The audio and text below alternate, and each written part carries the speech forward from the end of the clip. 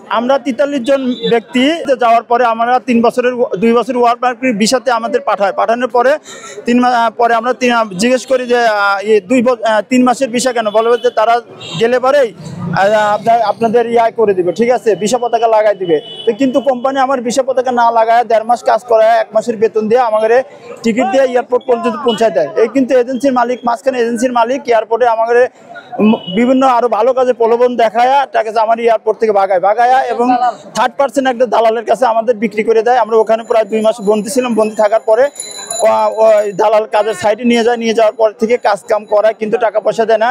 টাকা পয়সা চাইলে পরে পুলিশ দিয়ে ধরাই দিব, টাকা পয়সা দিছি, এজেন্সির মালিকের দিছি, এজেন্সির মালিক বলে বেতন দেয় নাই। এইভাবে আমরা অনেক ভুক্তভোগীর শিকার হয়েছি। আমি অসুস্থ, 4 মাস ধরে আমি অ্যাক্সিডেন্ট করে অসুস্থ। একজন ব্যক্তি মারা গেছে এবং অসুস্থ থাকার সত্ত্বে একটা দিন ফোন দিয়ে জিগায় নাই। দেশের সবচেয়ে কম খরচে এবং সহজে বুকিং করুন প্রবাসীর হেলিকপ্টার। কোম্পানিতে কাজ হতেছে, সে কোম্পানিতে দেওয়ার পরে এই জায়গায় অ্যাক্সিডেন্ট হয়ে মারা গেছে। লোকটা 3 মাস পরে বাড়িতে আসছে, লাস্টের টাকা পর্যন্ত উঠে গেছে, এখন পর্যন্ত একটা টাকা তার ফ্যামিলিতে পায় নাই। আমার বাচ্চারা হাত ভাঙছে, হাত ভাঙার পরে তারা বলছে যে ভাই আমার ফ্যামিলিতে 5,000 টাকা দেন, আমার হাতটা অপারেশন করুক। আমার বাচ্চারা সকাল 7টা বাজে আমার বাচ্চারা হাত ভাঙছে, রাত্রে 9টা বাজে সেই সময় তারা জানানো হয়েছে যে ভাই আমার বাচ্চারা এখন পর্যন্ত হসপিটাল নেওয়াই নাই, ভাই আমার 5,000 টাকা দেন আমার ফ্যামিলিতে। একটা টাকা সে দেয় নাই। সে বলছে যে কালকে আমি এই Aminul virtual 2100 folding number 2100 Aminul নাম। আমরা 8 মাসে কাজ করছি ভাই, 8 মাস কাজ করছি, 1 টাকা বেতন পাইনি। অথচ তার অ্যাকাউন্টে আলজেরিয়া থেকে কোনো বাংলাদেশের লোকে সংযোগ নাই, টাকা পাঠায়নি। ওই কোম্পানি এজেন্সির মাধ্যমে টাকা পাঠায়। তার কোম্পানিতে ওই আমার যে কাজ করছি সেই কোম্পানির দিয়ে এজেন্সিতে টাকা পাঠাইছে, সেই ডকুমেন্ট পর্যন্ত আমাদের কাছে আছে। কোনো ভাষা নাই, মানে দুঃখে কলজেরা বুক ফাটতে যাইতে আছে। কি বলবো আপনার কাছে, আমরা দুঃখে কষ্টে কাটাইয়া 8 মাস ধরে স্যালারি পাই না। আমাকে এজেন্সি আমিনুল ভার্চুয়াল মিশন, সে আমাকে লাগে যে প্রতারণা করছে, মানব পাচার করছে, ডাইরেক্ট মানব পাচার করছে আমাদের সাথে। আমাদের কাছে কোনো লোক যায় না, আমাকে পাঠাইয়া তারপর আমাকে সব ধ্বংস করছে, ফ্যামিলি ধ্বংস করছে। সে আমাকে বাড়ি পর্যন্ত লোক পাঠাইছে মারার জন্য, হুমকি দিয়েছে পাও কেটে ভাত কাটবে। এই আইউমে আছে, আইউমে থেকে একটা সংস্থা, জাতি সংস্থা, তারা আমাকে ওই হেল্প করছে। তারা আমরা নিয়ে গেছে, পুলিশের ধরা দিয়েছি, যাই দিয়ে শেষ, জীবন শেষ। এখন আমরা দেশে যাইতে পারি না, দেশে গেলে হুমকি দিতে মানমু ধর্মু জেলে ঢুকামু, তোরা কই আছো। এয়ারপোর্ট নিয়ে তো লোকজন ধরাইয়া, আমার লোক আছে, আমি দল করি, পুলিশে হয়রানি করে, এই নানান ধরনের আমাকে বিষয় করতে আছে। এই জন্য আমরা দেশে কাছেও যাইতে পারবো না। আমার হাজবেন্ড ওনাদের সাথে আলজেরিয়া গেছে, এখন 8 মাস ধরে গেছে। এখন আমার হাজবেন্ডের বলছিল যে আপনি থাকেন, আমার ফোন দিয়ে বলছে বাইরে বলেন থাকতে, আমরা কাজের ব্যবস্থা করে দেবো।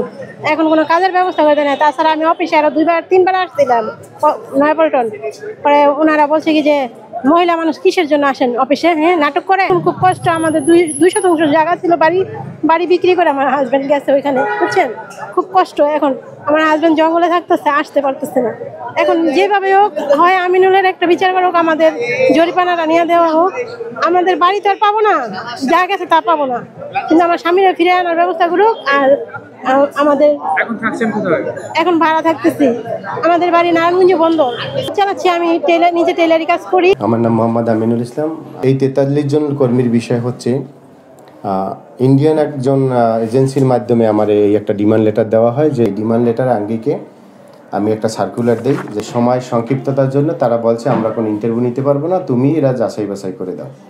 তারা আমাকে এই ডকুমেন্টস, পাসপোর্ট, ফটো এবং অন্যান্য ডকুমেন্টস এবং এক্সপিরিয়েন্স সার্টিফিকেট দেয় যে এরা এই কাজের যোগ্যতা অনুযায়ী। তখন তারা এক্সপিরিয়েন্স সার্টিফিকেটও আমাদেরকে দিয়েছে। বাংলাদেশে আলজেরিয়া এম্বাসি আছে, তারা যাচাই বাছাই করে 17 দিন পরে আমাকে ফোন দেয়। ডিস্ট্রিক্টের বিশেষও আমি এই বিষয়গুলো গ্রহণ করি। এরপরে বিএমইডি থেকে আমাকে এই অ্যাপ্রুভাল দেয়। তাদের পরে আমি বলি যে তোমাদের তো কোনো ইন্টারভিউ নেই বা ইন্টারভিউ নেওয়ার সময় ছিল না, তোমরা যে কাজ পারো তোমরা এই মর্মে আমাকে গ্যারান্টি দিয়ে যাও।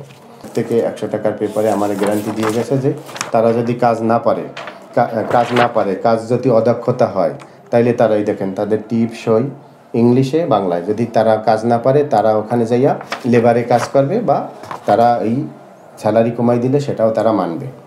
আলজেরিয়ায় 25 জন লোক কাজ করতেছে, আর এখানে 43 জন কাজ করতেছে। তারা একটা বিল্ডিংয়ের 3 তলা ছাদ পর্যন্ত ঢালাই শেষ করছে। আর এই 43 জনে এখন পর্যন্ত পুটিংয়ের কাজটাই শেষ করতে পারে না।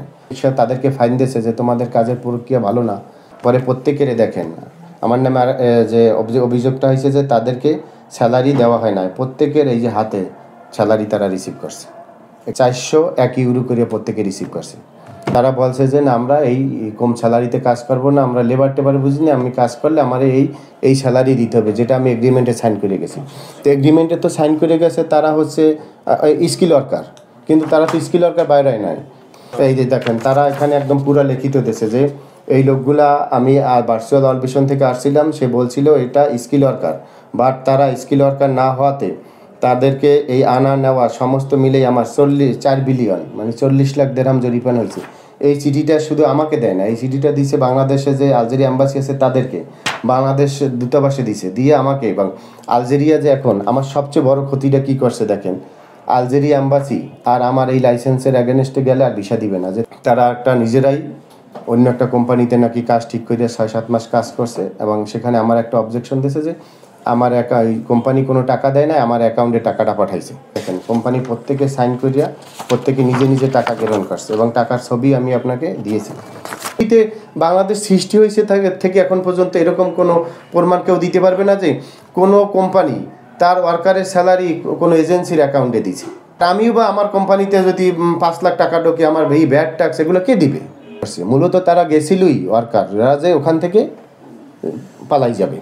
বর্তমান বিশ্বে এখন বর্ডারের এত স্ট্যান্ডার্ড করছে, ওরা না পালাইয়া এই যে 7 মাস পরে IOM এর কাছে ওরা যে আত্মসমর্পণ করে ওরা যা দেশে আসলো, তাহলে ওরা যদি না পলায়, ওরা যদি ওখানে সঠিকভাবে থাকে, তাহলে ওরা ওখানে যে আত্মসমর্পণ কেন করবে? বাংলাদেশে আজকে 7 মাস পর আইসা আমি জানিও না যে আসছে, আমার সাথে কোনো যোগাযোগও নাই, আসছে। তাহলে ওরা এই যে আমাদের লাগে ওদের সাথে একাধিকবার কথা হয়েছে ওই কোম্পানির থাকার সময়, আমি বলছি কোনো সমস্যা নাই, তোমরা কোম্পানিতে গেছো কোম্পানির কাজ করো, এখন তোমরা যদি কাজ করতে না পারো তাহলে তোমরা লেবারের কাজ করো। এখন ওখানে 18-19 জন সরে যায়, যাই যদি আমার সাথে যোগাযোগ করে যে ভাই আমরা তো ভুল একটা করিয়ে ফেলাইছি, যদি পারেন আমাদের এখানে ভালো কোনো কোম্পানির সন্ধান পাইলে বা কারো কোম্পানির সাথে কথা বললে একটু দেখেন। তখন তো আমি একটা বাঙালি হিসেবে একটা বাঙালি উপকার করতে চাবো। কাছে কোনো মহিলা আসে নাই, আমার কাছে কোনো টাকা নিতে আসে নাই, একটা লোকও আমার কাছে আসছে আমি পাঠাইছি এরকমের না। আমার তো এজেন্ট আছে, লোকাল এজেন্ট আছে। অ্যাক্সিডেন্টের যে বিষয়টা বললেন, এইটা আমি যে কোম্পানিতে পাঠাইছি আলমিনা, ওখানে যে কাজ করছে সেই সময় অ্যাক্সিডেন্ট হয় না। কথা হয়েছে এইটা, ওরা 7 মাস পর 8 মাস পর চলে আসছে ওদের কি সুবিধা অসুবিধা, হ্যাঁ ওদের আমার সংশ্লিষ্ট আমি একটা লাইসেন্স করছি, সেটা প্রবাসী কল্যাণ মন্ত্রণালয়ের আন্ডারে, এর আন্ডারে BMET আছে, তাদের এখানে একটা তদন্ত টিম আছে, তারা এটা যাচাই বাছাই করে দেখুক। রাজনৈতিক পরিচয় দিয়ে কে কারে কি করতে পারবে? আমি রাজনৈতিক পরিচয় দিয়েছি, আমার কথায় কি আর একটা ছেলের ঠ্যাং ভাঙবে? সিন্ধি যাই তার ঠ্যাং ভাঙবো? আমার এখানে একটা লোক গেছে সিলেটের, আমি সিলেটে তার বাড়িতে যাই আমি পাও ভাঙবো? আমি এই আজকে দুইজন এজেন্ট আসছে যে ভাই আমাদের লোকগুলা দেশে ফেরত আসছে, এটা একটু দেখেন কি করা যায়। তখন আমি তাদেরকে বলছি যে দেখেন আমার নামে অলরেডি একটা রিপোর্ট সরাইছে, কেন সরাইলো তাদের নিয়ে আপনারা বসেন,